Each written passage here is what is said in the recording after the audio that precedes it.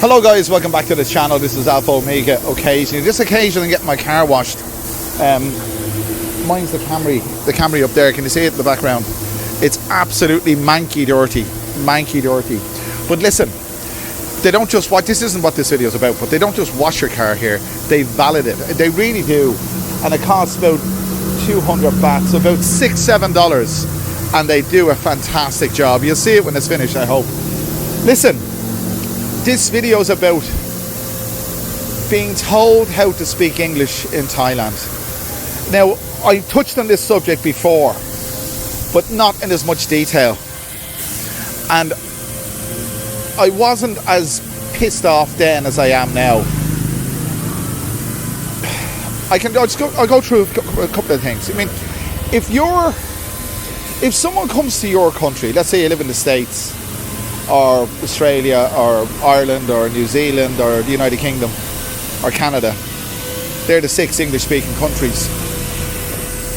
If let's say a foreigner, if a Thai, say, comes over, and you can speak Thai to a degree, and they start using expletives in Thai, are you going to tell them not to do it? You're not. Well, primarily because nobody will understand anyway what they're saying. But you see, in Thailand, because there's a perception. Yeah, there is. There's a perception of English.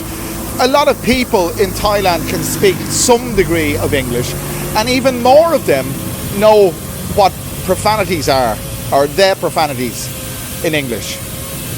And I'm going to give you a couple of examples that happened this week and happen consistently to me with regard to speaking my mother tongue. Although my mother tongue is Irish Gaelic, but everybody in Ireland speaks English. Even though the first official language of the country is Irish Gaelic, everybody speaks English. So I'll call it my mother tongue, my native tongue. So I speak my native tongue. So can someone who speaks another language as their native language correct me on how to speak my language? Imagine you correcting an Arab on how to speak Arabic, or a Russian on how to speak Russian. Well, it happens to me, and I wonder, does it happen to you? And I'm going to give you some examples. And there's nothing more infuriating than being told by a Thai what I can say and what I can't say in English. And here's the examples. In Hiberno English, which is basically Irish English, Hibernia is a Latin name for Ireland, and Hiberno is the abbreviated version of Hibernia. In Hiberno English, it's very vulgar. It's quite vulgar. But you see, in America, English can be quite vulgar. In the UK, English can be quite vulgar. In New Zealand and Australia and Canada, English can be quite vulgar. And it is. And what's wrong with it? It's the living language. It's the way we speak.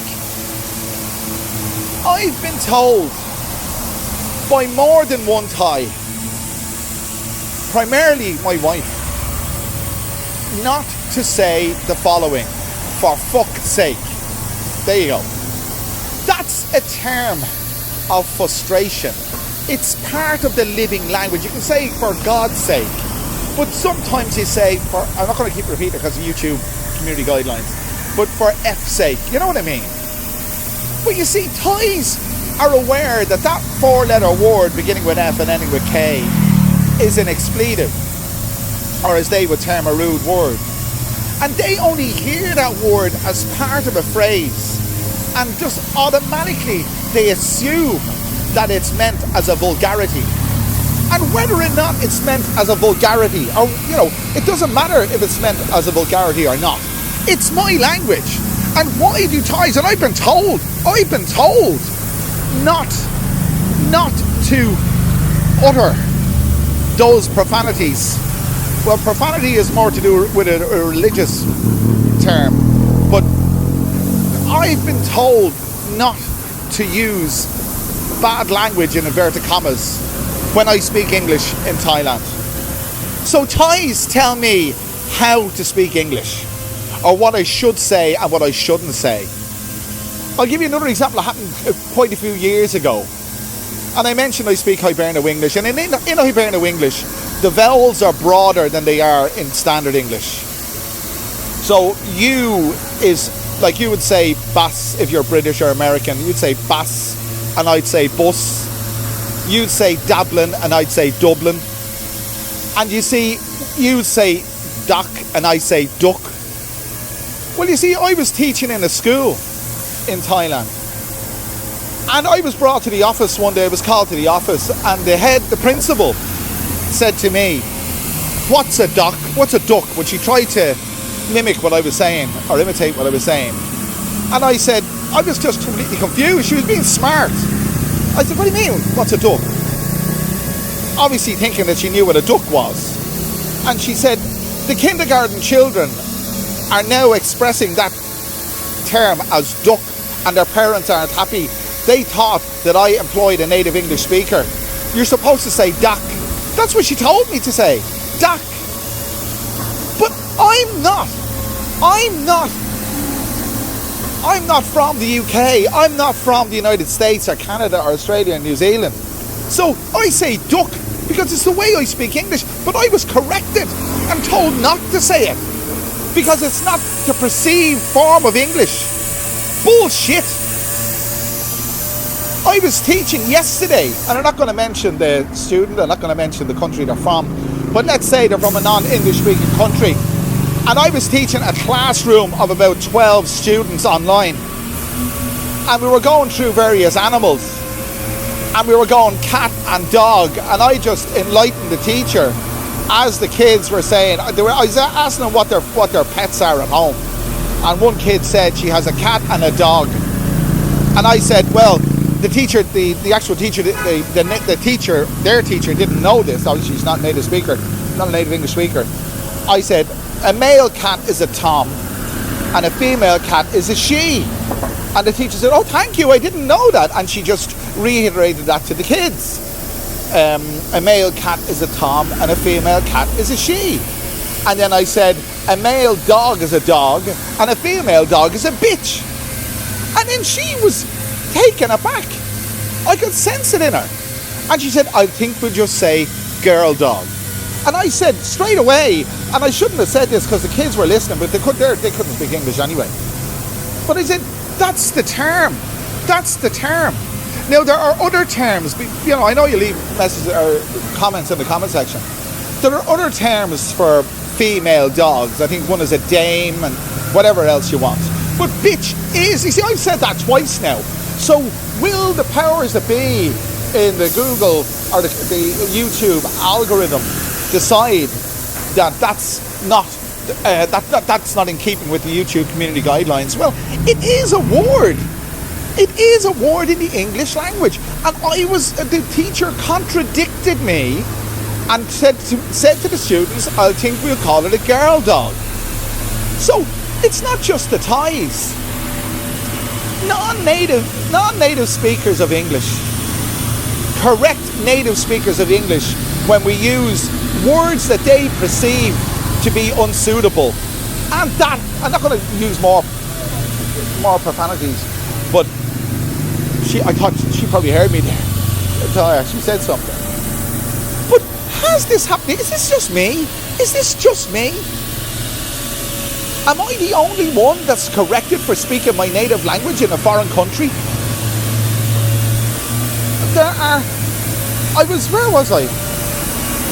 Yeah, I was collecting Harry from school. I'd forgotten about this. And normally they hold him at the entrance to the school, and I pull up and I open the window and I unlock the door. And he's standing at the door, and they have these assistant teachers who they're very good. They open the door and let the kid in. It's all safety and that. And I said, I wasn't even aware of what I said. I said, for fuck's sake, Harry, will you hurry up? And you see, I'm going to get done now on the algorithm for that. But I didn't even know about it. And there was a phone call made to my wife that her husband had used that word in earshot of other students. I mean, come on. What right have they got, or what right has anyone got to correct you in speaking your native language? It's a load of baloney. I'm trying to choose less offensive, in inverted commas, words. I'm roasting toast in here. Just as a bit of continuity, I'll just show you around here. I don't tell them how to clean cars, do I?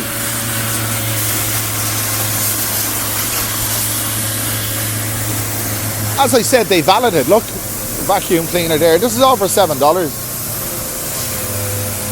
That's the kind of job you can expect. There's my jalopy there. But wait, it's manky. It's absolutely manky. We'll see the job they do when we finish. I'm going to sit down over here. They're all sitting there in the air conditioning and they have to take off their shoes. But I don't want to take off my shoes because they're laced up. So we'll just sit down here. You see, I bring you these videos. I've said it before. This channel is called Alpha Omega Occasionally. And it's on occasions when I feel like I've got something to say that I'll make a video. And this is an occasion. So, whatever anybody says, if I want to use an expletive as part of expressing myself, I jolly well will. That's not a word I use at all. But I will. If you want to use an expletive as a way of expressing yourself, you will. I've seen countless videos on YouTube. I'm going to move over here. It's flies. I've seen countless videos on YouTube. Or I've seen one in particular where a guy was stopped, a young guy. It's in, it could have been Michigan or northeast in the United States. He was walking along the road and he wasn't doing nothing wrong, and a cop pulled him over, or pulled up beside him, told him to stop. Oh yeah, he flipped the bird. That's what he did. He flipped the bird to a cop, and the cop got agitated. You've probably seen this video, and I'll try and leave a link in the description to that video. I'll try. He flipped the bird to the cop, and the cop got agitated. He pulled him over and he asked him for his name and his ID and this, and the guy said, "Have I committed a crime?" You know, the usual stuff. I haven't committed a crime. I don't have to give you, I don't have to present my ID or reveal my ID. And it went on and on and on. And he reiterated his sentiment verbally, the verbal form of flipping the bird, let's say. And the cop became more agitated. It went on and on and on. Another cop came along and they were trying to get him to, I forget what they were trying to do. They were trying to get him to present his ID. But as it turned out, the young lad, and he's in his 20s, but he was very articulate and he knew the law, and he got away. He wouldn't say he got away with it. There's nothing to get away with, but he just went on his merry way. But before he went on his merry way, he said, "F you" again, and walked off. So that's freedom of speech. There's nothing wrong with expressing yourself in that way. And regardless what Thais think, that's what they think.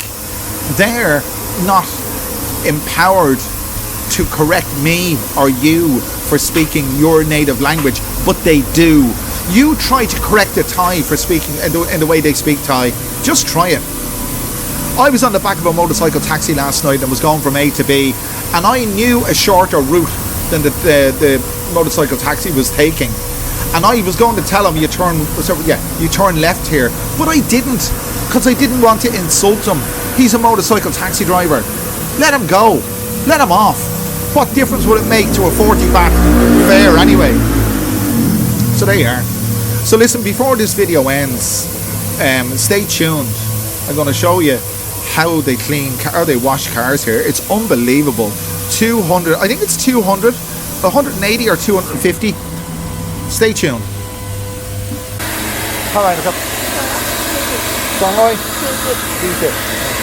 Okay. Kapom.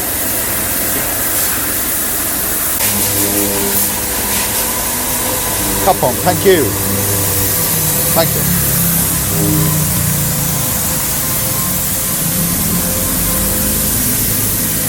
Immaculate. And one thing I hate is these bloody things here. Look, they put those in. All they do is they get under your feet. Pea crop, long crop. Okay. Thank you. Okay, so job done. Wonderful. And one of the things that I always have to do after washing my car, getting my car cleaned here, is I can't get in because they move the car and they move the seat all the way up because they're smaller. 1 second. Let's move it back. One thing about the Camry is they're electronic seats, so it takes a little bit of time to get the seat all the way back. Okay, there we go. It's very slippy and slidey in here now. It's lovely. New car. I'm just raising the seat in position. Okay, lovely stuff. Keys are in the ignition. So there you go, guys. Hang on, start this baby up. So there you go, guys. All done and dusted. 240 baht. That's what? $7. There you go. Listen, I go on. I don't want to break any rules by driving and videoing. And I have, by the way, I have a bracket there. That's where I, if you're wondering, that's where I put the GoPro when I'm doing my driving video, so I'm not holding the GoPro in my hand. Thanks for joining me, lads. Listen, if you want to leave a comment, leave a comment. If you've had the same experience as me in relation to being told how to speak English, make sure you let me know. Thanks for joining me. See you again very soon.